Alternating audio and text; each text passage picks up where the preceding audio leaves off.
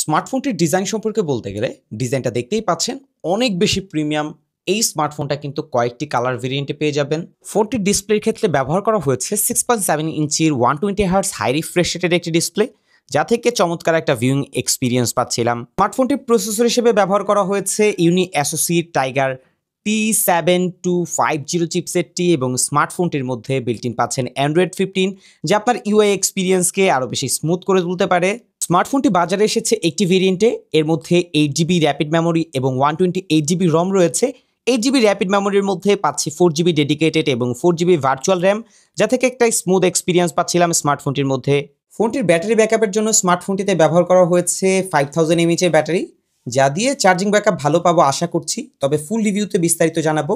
তবে বক্সে আমরা পেয়েছিলাম 10 ওয়াটের চার্জার, যা দিয়ে চার্জ দিতে বেশ ভালো সময় লাগবে। ক্যামেরা সেটআপের দিক থেকে বেশ কয়েকটি ক্যামেরা স্মার্টফোনটির মধ্যে দেখালেও এখানে মেইন ক্যামেরা পাবেন 52 মেগাপিক্সেল এবং ফ্রন্ট সেলফি ক্যামেরা হিসেবে থাকবে 8 মেগাপিক্সেল। নেক্সট N75 এই স্মার্টফোনটির দাম রাখা হয়েছে 13,499 টাকা এবং স্মার্টফোনটি নিয়ে ফুল রিভিউ খুব শীঘ্রই আমাদের চ্যানেলে আপলোড হবে, তাই সেটা দেখতে অবশ্যই চ্যানেলটি সাবস্ক্রাইব করতে এবং এই ভিডিওতে লাইক দিতে একদমই ভুলবেন না।